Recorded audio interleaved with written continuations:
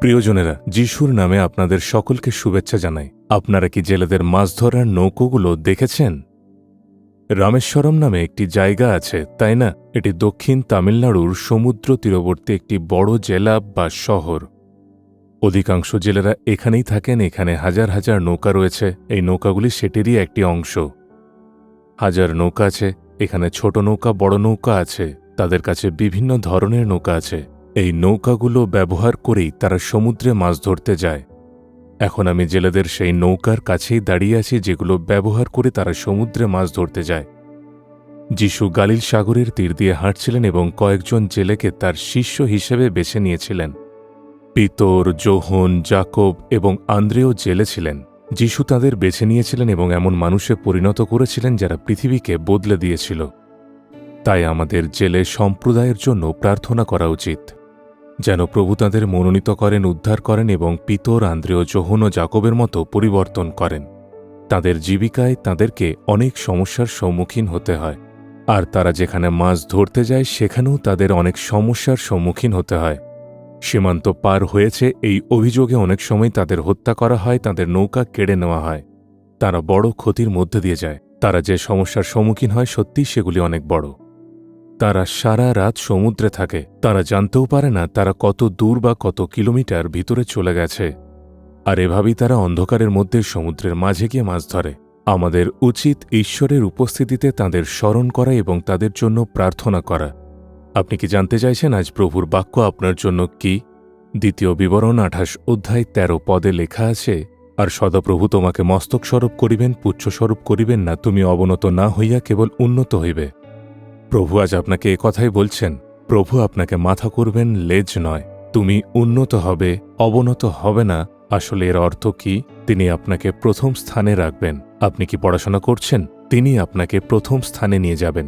আপনি কি চাকরি করছেন? আপনার দক্ষতা ও জ্ঞান প্রকাশ পাবে এবং আপনাকে উচ্চ স্থানে বসানো হবে। আপনি কি ব্যবসা করছেন? আপনি আপনার এলাকার মানুষের মধ্যে প্রথম হবেন। এটাই ঈশ্বরের ইচ্ছা। আপনি কি সেবা কাজ করছেন? আপনি প্রথম স্থানে থাকবেন। আপনি মস্তক হবেন, পুচ্ছ নয়। উন্নত হবেন, অবনত নয়। এর মানে প্রভু আপনাকে উচ্চ স্থানে নিয়ে যাবেন। বর্তমানে যে স্থানে আছেন সন্তুষ্ট হবেন না, কিন্তু সেই স্থানে পৌঁছানোর আকাঙ্ক্ষা রাখুন। প্রভু যা আপনাকে দিতে চান, তিনি চান আপনি উচ্চ পদে থাকুন। হয়তো বলছেন, কখনো কি হবে? আমি প্রথম হওয়ার জন্য অনেক পড়াশোনা করি, তবুও তা আমি করতে পারি না। আমি কঠোর পরিশ্রম করি, কাজ করি, তবুও আমি সামনে এগোতে পারি না।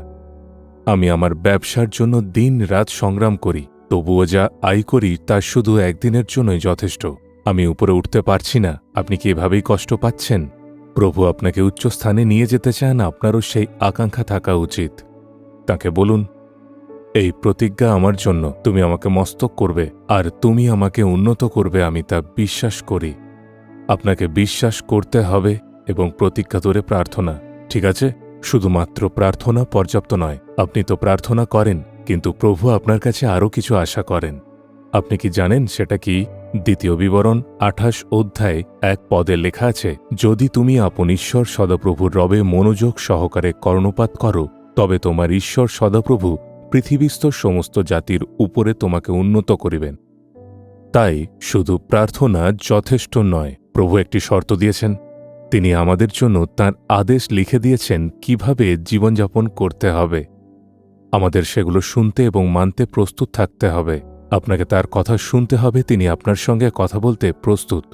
প্রতিদিন তার কথা শুনুন, তারপর আপনার কাজ শুরু করুন। আপনি পড়াশোনা করুন, চাকরি করুন, ব্যবসা করুন বা সেবা কাজ করুন।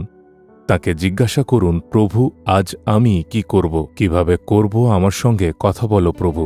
এভাবে তাঁর উপস্থিতিতে আরও কাছে আসার অভিজ্ঞতা লাভ করুন। এটাই তিনি আপনার কাছে চান। পুত্র, কন্যা, আমি তোমার সঙ্গে কথা বলতে চাই, পরামর্শ দিতে চাই। যদি তুমি আমার কথা অনুযায়ী চলো তাহলে তুমি প্রথম স্থানে পৌঁছাবে। একজন দরিদ্র মা ছিলেন। তিনি নিজের খামারের গরুর দুধ বিক্রি করতেন। তার পরিবারে অভিশাপ ছিল, 10 বছরের মধ্যে অনেক গরু মারা গিয়েছিল।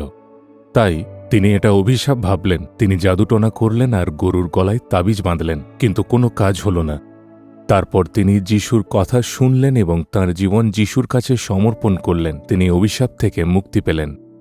বাছুরগুলো সুস্থ হল। তিনি খুব খুশি হলেন, ভাবলেন এবার নিশ্চয়ই প্রভু তাকে আশীর্বাদ করবেন। কিন্তু দুধের ব্যবসায় তিনি ক্ষতির মুখে পড়লেন। তখন তিনি প্রভুর কাছে গেলেন এবং তিনি বললেন, প্রভু যীশু, আমি তোমার কাছে এসেছি, তুমি আমার অভিশাপ বদলে দিয়েছ, কিন্তু এখনও আমি পূর্ণ আশীর্বাদ পাইনি, আমার লাভ হচ্ছে না, আমার শুধু ক্ষতিই হচ্ছে।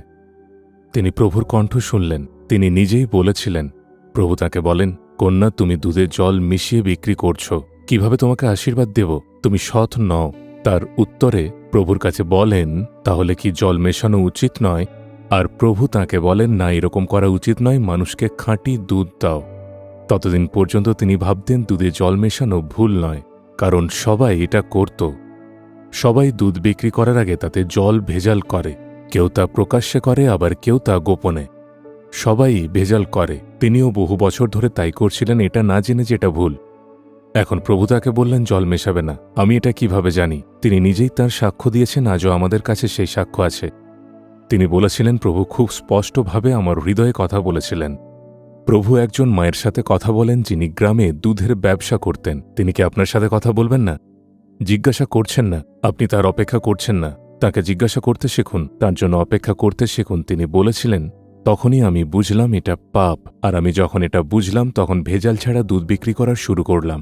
এর পরিণামস্বরূপ আমার ব্যবসা আশীর্বাদ পেল এবং আমি উন্নতি করলাম। আমি প্রচুর লাভের সঙ্গে আশীর্বাদ প্রাপ্ত হলাম। এটাই আশীর্বাদ, এটাই প্রভুর ইচ্ছা। যদি আপনি প্রভুর কথা শোনেন, তার বাধ্য হন, তাহলে প্রতিজ্ঞা অনুযায়ী আপনি প্রথম স্থানে পৌঁছে যাবেন। আপনি উচ্চীকৃত হবেন, আপনি মস্তক হবেন, পুচ্ছ নয়, প্রভু এটা বলেন। আপনি কি আজ নিজেকে সমর্পণ করবেন? প্রভুর কাছে জিজ্ঞাসা করবেন, আমি সেই অভিজ্ঞতা চাই। আমি চাই তুমি আমার সঙ্গে কথা বলো। আমি তোমার জন্য অপেক্ষা করে তোমার কথা শোনার অভিজ্ঞতা পেতে চাই। প্রভুকে বলুন, প্রভু, আমি প্রথম স্থানে থাকতে চাই। তোমার ইচ্ছা অনুযায়ী আমাকে আশীর্বাদ করো। আমাকে মস্তক করো, পুচ্ছ নয়, উন্নত করো, অবনত নয়। আমি নিজেকে তোমার বাক্য শোনার জন্য এবং তোমার বাক্য পালন করার জন্য সমর্পণ করি। আমার সঙ্গে কথা বলো, আমাকে সংশোধন করো, আমাকে পথ দেখাও। পিতা, আমি যিশুর নামে প্রার্থনা করছি। Amen, amen. Jesus redeems Bengali YouTube চ্যানেলটি সাবস্ক্রাইব করুন, বেল আইকনটি ক্লিক করুন আমাদের প্রতিদিনের নতুন প্রোগ্রাম সম্পর্কে আপডেট পেতে।